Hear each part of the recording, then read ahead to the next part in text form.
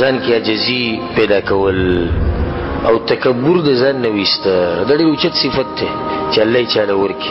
رب العالمین په قرآن کې څه وایي؟ ان الله لا يحب من كان مختالا فخورا. الله دغه انسان سره بالکل مینه نه کوي چې تکبر وکړي، نه یې خوښوي. ولې آخر داسې کومه دي چې غټه ګناه کړې ده چې الله یې نه خوښوي؟ څه چې الله ګناه ده دا کړې ده چې الله په صفاتو یې لاس اچولي دي. تکبر د چا صفت دی؟ تکبر خو صرف زمونږ په رب پورې مزه کوي، په هغه پورې خوند کوي. طاقتور دی، حکیم دی، عزیز دی، قهار دی، جبار دی، خوند پورې کوي. چې څه کوي څوک دې تبوس نشي کولی، د دنیا او د آخرت مالک دی، نو با پورې تکبر خوند کوي. خو چې کله د انسان په ځان کې د الله دا صفت پیدا کوو نو الله بیا دغه نه ده خوښه چې ولې د په ځان کې دا صفت پیدا کړي. دا صفت یو د رب العالمین دی، دغه نوم دی المتکبر. المتکبر خوند کوي په الله پورې. الله څوک دی؟ تکبر والا، لویی والا خوند کوي. ته څوک یې؟ وایي تکبر والا. دا خبره هم ډېره کمزورې ښکاري. ته څوک یې وروره؟ وایي زه تکبر والا، لویی والا یم. سړي له خندا م ورشي. د خاورو نه پیدا، د منۍ د قطرې نه پیدا، په هغه پورې دا خبره ډېره سپکه ښکاري او ډېره کچه پورې ښکاري او خوند پورې نه کوي. او په الله پورې خوند کوي، الله په نوم پورې خوند کوي، هغه په دې صفاتو پورې، هغه په دې ذات پورې دا خبره خوند کوي. تکبر ده. ځکه الله سبحانه وتعالی د انسان ته ډېره عجیبه خبره په قرآن کې کړې ده. څه ورته وایي؟ ولا تمشي فی الارض مرحا. ای انسانه، الله ورته وایي ګوره ای انسانه په دې ځمکه کې په تکبر سره مه ګرځه. بیا ورته رب العالمین داسې خبره کړې ده چې د دې انسان هغه هر څه ختم کړي دي، تکبر د سره کولی نه شي. څه ورته ویلي؟ انک لن تخرق الارض ولن تبلغ الجبال طولا. انسانه مه ګرځه په تکبر سره، نه زما د ځمکه شلولی شي او نه د غرونو نه دنګېدی شي. ما ته داسې یو انسان وښایي چې هغه به خپلو قدمونو د ځمکه شلولي، او ما ته داسې انسان وښایي چې هغه د غرونو نه زیات دنګي. د انسان تکبر آخر به څه کوي؟ ځکه ورته الله څه وایي؟ واغضض من صوتک. انسان د خپل اواز، لکه څنګه چې لقمان حکیم خپل زوی ته نصیحت کړ، د خپل اواز کته ساته.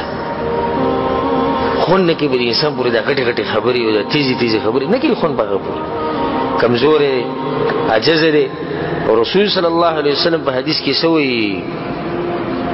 وایي؟ ولا تواضع احد لله. او څوک چې عاجزي کوي د الله دپاره الا رفعه الله، الله به یې اوچتوي. دا د تجربې خبره ده. په کوم سړي کې چې عاجزي یاده د خلکو ډېر خوښ دي، دې خیال کړی الله یې اوچتوي. د عاجزه سړی الله اوچت کړی دی، ځکه ورته خلک صفت کوي په ځان کې عاجزي پیدا کوي، ځان تکبر نه کوي. رسول صلی الله علیه وسلم وایي هغه انسان جنت ته نشي تللی. ذره برابر چې ستا په زړه کې تکبر وکړه جنت ته نشي تللی. دننه دا جنت الله پیدا کړی د چا دپاره دی؟ د خپلو بندګانو، د هغه عاجزه بندګانو دپاره، متکبرینو دپاره نه. متکبرینو دپاره خو جهنم دی. سینې راویستې ګرځي، بس سینې دې راویستې جهنم ته ځه، پته به دلته ولګي. الله سبحانه وتعالی د خپلو بندګانو یو صفت بیان کړی چې دوی په دې ځمکه کې کوم چې زما خاص بندګان دي، دوی په دې ځمکه کې ډېر په ارام ګرځي، عاجزه ګرځي. څه ویلي؟ وعباد الرحمن الذين يمشون على الارض هونا. او د رحمان بندګان چې په دې ځمکه باندې ګرځي هونا، ډېر په عاجزۍ سره ګرځي. حدیث نه دی چې وعباد الله، داسې ویلي وعباد العزیز وعباد القهار سوي وعباد الرحمن. رحمن در رحم صفت در رب العالمین، در لوی در عجز بندگانو کم در رحم در صفت در نبرود در ذکر خودی غلی گریزی، ذکر خود بگی تکبر نشتی. در لوی در زما بندگان وعباد الرحمن خاص نمسر ولی اضافه کرده الذين يمشون على الارض هونا. دې پاجري سره په دې ځمکه باندې ګرځي او تکبر پکې نه.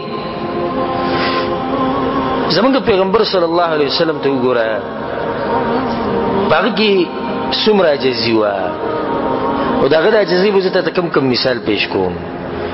د خپلو ښځو سره به هغه په کور کې کار کوو، دا عاجزي ده که نه؟ ماشومانان به په غېږ کې اوچتول، هغوی سره به لوبې کولې، دا عاجزي ده که نه؟ په لاره به تېرېدو، په ماشومانانو به سلام اچو، دا عاجزي ده که نه؟ یو زنانه به پسې راتله، یو ښځه جنۍ به پسې راتله چې د هغې دماغو کار نه کوو، رسول میزان سره لرې بوتو، رسول سره به خبرې وکړه، بیا به واپس رسول راغی، دا عاجزي ده. په مجلس کې به جدا ځای رسول ځان نه جوړو، دا عاجزي ده. او چې څوک به راپاڅېدو، رسول ته به ودرېدو، رسول به په دې باندې خفه کېدو، دا عاجزي ده که په خندق کې کله چې رسول د کنده کنسته، صحابو کنده کنسته، رسول به کوم کار کوو، دا عاجزي ده که نه؟ د ملګرو سره به چېرته لاړ، بهر ته به ووتو، څاروی به یې لالو، نو یو ملګري به وي یا رسول الله سرمن به تیزه وباسم، بل وي زه به، هغو ډېر شوق د مؤمنان، الله د هغو مبارک ویلي محمد رسول الله والذین معه اشداء علی الکفار، خپل منځ کې رحماء بین، یو بل سره ډېر مینه لرونکي خلک وو. هغو یو به وي سرمن به تیزه وباسم، بل وي زه به یې لالوم، او بل وي زه به یې پخوم، رسول به وي د لرګي به زه راوړم اور نه، نه یا رسول الله ته به نه راوړم، نو لازم به یې راوړم. څوک دی رسول الله ګورې، عام څوک نه دی ګورې، اشرف المخلوقات على الاطلاق.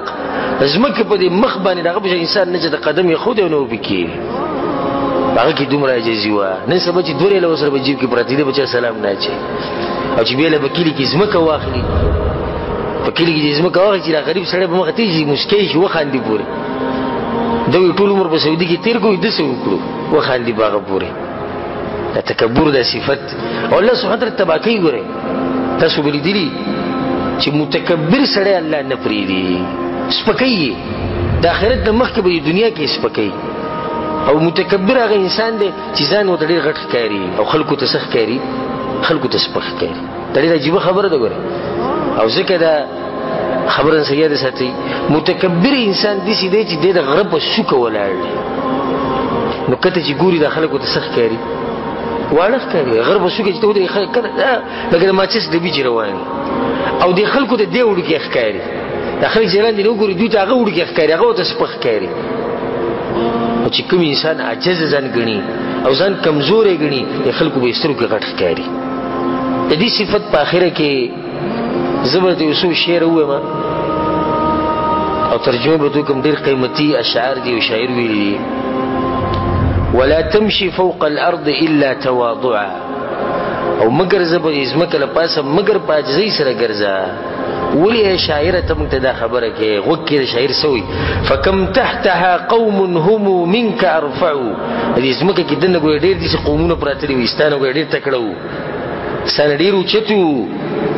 دې ځمکې په دې خېټه کې نه دي ډېر غټ خلک پراته دي، ډېر غټ خلک، هغه خلک چې د ربوبیت دعوه یې کړې ده، د الوهیت دعوه یې کړې ده، ملکونه یې چلولي دي، طاقتور، پوه، جهادونه، جنګونه، دینداره، بېدینه، هر قسمه خلک د دې ځمکې په دې خېټه کې پراته دي.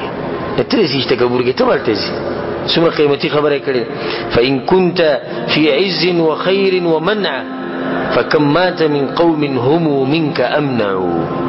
که تا سره عزتي او طاقتي او دې طاقت د سره چې څوک دې ته رسېدی نه شي، نو یاد ساته چې ډېر داسې قومونه دنیا نه تللي چې د هغوی د عزت ستا د ملګرو ډېر و، ستا نه زیات طاقت د هغو سره و، په دې خاورو کې پراته دي. نو چې هغه هم دې خاورو ته تللي، موږ به هم دغه خاورو له ځو، نو چې موږ هم دغه خاورو له ځو، نو بیا تکبر د څه شي؟ ای انسانه، خلق من ماء دافق، په یو ځای کې الله د انسان مې پیدا کړی داسې اوبو نه چې ټوپ وایي، په بل ځای کې وایي من ماء مهین، د څښه اوبو نه مې پیدا کړی. ولې الله دا الفاظ استعمالوي؟ دې لپاره استعمالوي چې د انسان ته پته ولګي چې انسان ګوره ته عاجز یې، دا ستا حقیقت دی. نو د ځان نه تکبر وباسئ او په ځان کې عاجزي راولئ. راولئ به که نه به راولئ؟ انشاءالله.